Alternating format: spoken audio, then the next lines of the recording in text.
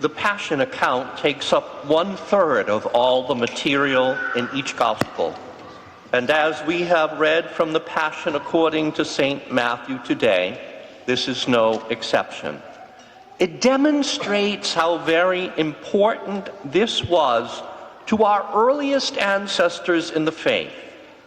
It shows us how often retold was the story of the unjust condemnation, the torturous suffering, and the cruelest manner of execution inflicted upon Jesus on what was likely April 3rd in the year 33 AD. So this year, on Good Friday, we will actually be observing its precise anniversary. Indeed, the what of everything that occurred was important to the evangelists and to the people for whom they were writing in the mid to late first century. And it is important to Christians of every generation thereafter to know the historical details. Yet the what, while important, is not as important as the why, because without focusing on the why, the suffering and death of Jesus is completely senseless.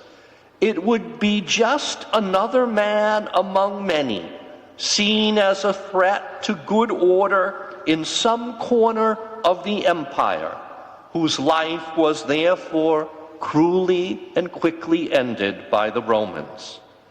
It is our preface prayer on Passion Sunday that will best express why, as it reminds us that although innocent, Jesus suffered willingly for sinners. He accepted unjust condemnation to save the guilty. This reference is not to someone else, that is, only those whose sins are grave and whose crimes are notorious.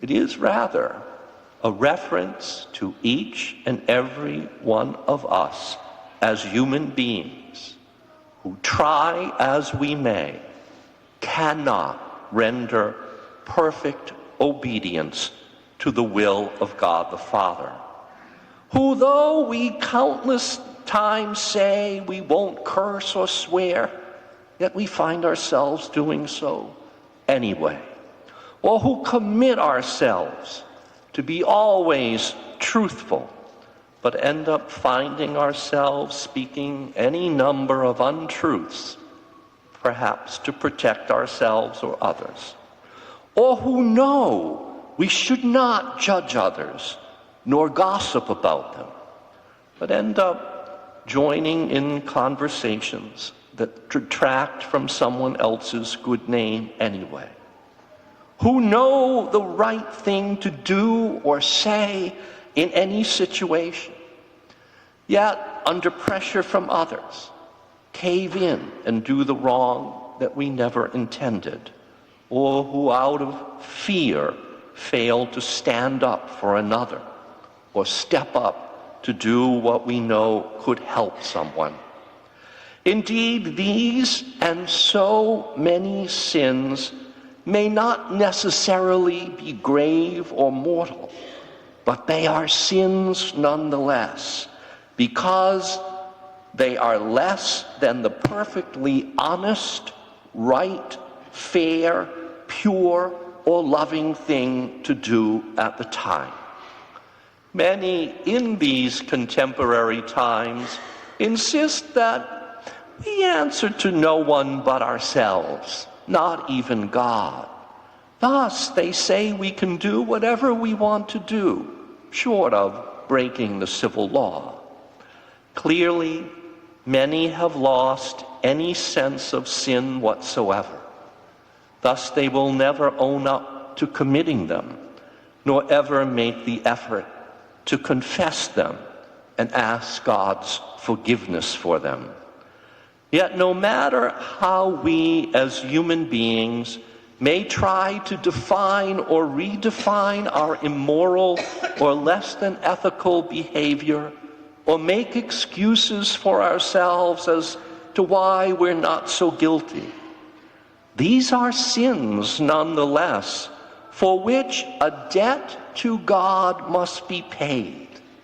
And today, especially on Passion Sunday, and again on Good Friday, as we read the Passion, we are asked to remember who has paid our debt and how terribly steep and painful was that price.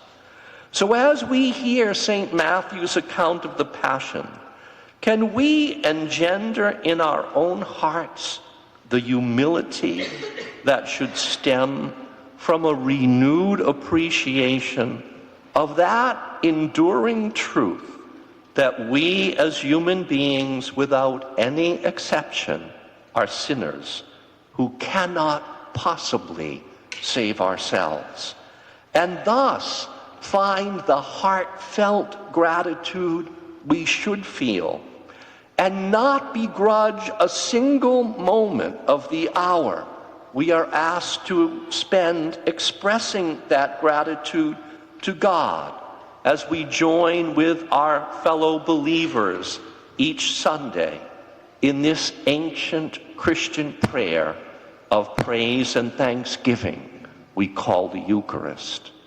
Indeed, as we say at every Mass, it is truly right and it is truly just that we give thanks to God.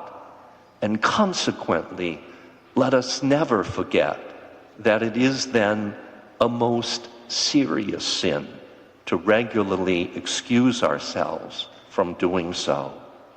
Why? Because God sent his only Son to suffer and die in order that we, though helplessly unworthy, might not be hopelessly condemned to perish in our sins, but rather redeemed by Christ's selfless sacrifice on that cross, and thus enabled to have hope of one day living with him forever. So let us recognize the enormous debt of gratitude we owe to God, and happily make a payment on it on this and every Sunday for as long as we live.